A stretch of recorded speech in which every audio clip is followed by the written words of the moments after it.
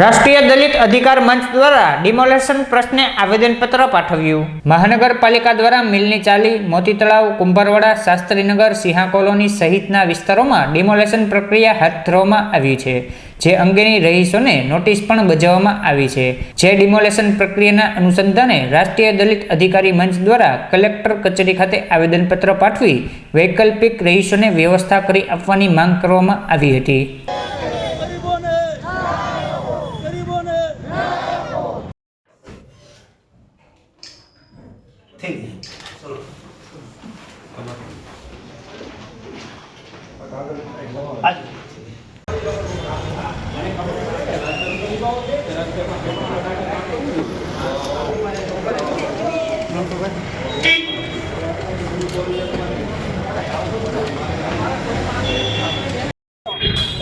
આગળ વધ્યો છે ત્યારે ખૂબ અભિનંદન સરકારશ્રીને પણ કહેવા માંગુ છું કે ખરેખર સરકાર જે માતા પિતા છે તે ધર્મગત પ્રમાણે હાજર છે, ઘર જેવાના લોકો છે એને ઘર આપવા માટે થઈ અને જે પ્રયાસ કર્યો છે તે બદલ ભાવનગર નગરજનો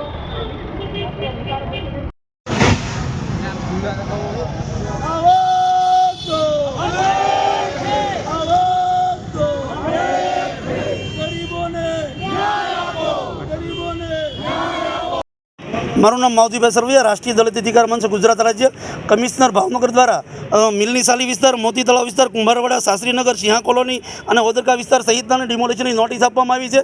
જે લોકો ખરાબાની જમીનમાં રહે છે, છેલ્લા 30 વર્ષથી લોકો અહીંયા વસવાટ કરે છે, એ લોકોના મકાન 2000 પરિવાર એવા છે કે જેનો મકાન ડિમોલેશન થાય છે। આ લોકો છેલ્લા 10 વર્ષથી તો નગરપાલિકાને ટેક્સ ભરે છે, લીઝ ભરે છે। આવા લોકોને જો મકાન ડિમોલેશન કરવામાં આવે તો 2000 પરિવાર મકાન વિહોણા થશે।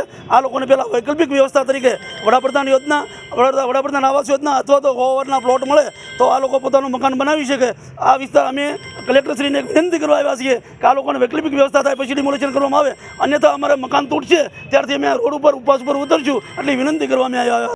હું મોતી વિસ્તારમાંથી આવું છું અને અત્યારે મ્યુનિસિપાલિટી દ્વારા અમને લોકોને નોટિસ દેવામાં આવી છે।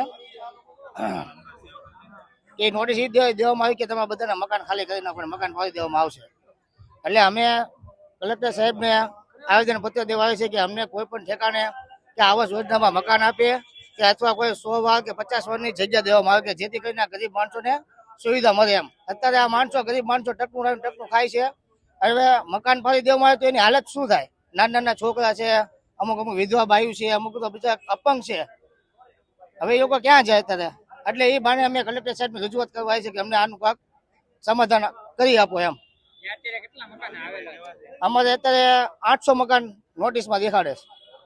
30 વર્ષથી જે લોકો રહેતા હોય, ઘર વેરા ભરતા હોય, છતાં આ લોકોને ન્યાય નથી આપતા। શા માટે? અમે અમારી લડાઈ શરૂ રાખશું આવતા દિવસોમાં, પણ આજે પણ અમારી લડાઈ એક જ છે કે આ ન્યાય આપો, અમને ગરીબોને મકાન આપો।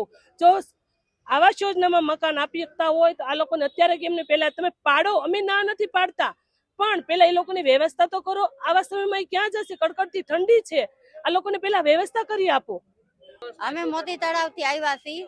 અમે હાવ એટલે એમ માનો ને કે લોન લઈને મકાનો બનાવેલા છીએ અને હાવ ગરીબ વિસ્તારમાં 1 ટક લાવાય ને 1 ટક ખાય એવી રીતે અમારી પોઝિશન છે।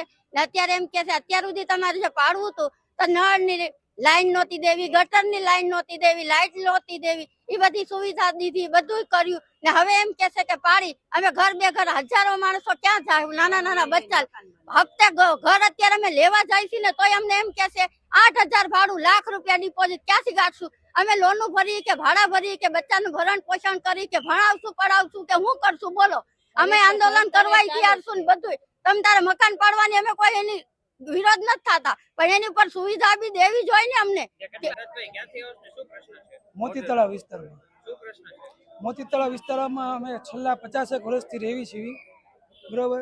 અને અત્યારે છે કે ને સરકાર શ્રી દ્વારા નોટિસ પાઠવવામાં આવી છે કે ગરીબ વિસ્તાર જ્યાં છે ત્યાં એ લોકોના મકાન હટાવવાની અને પુરાવાની નોટિસ આપેલ છે। ગરીબ માણસો ઘણા 50 વર્ષથી રહી છે ને એ લોકો રોજનું લઈને રોજનું ખાય છે ને એમને છે ને મકાન તૂટે ને તો આવાસ યોજનામાં કાંઈ મકાન આપે એવી સરકારશ્રીને અમારી વિનંતી।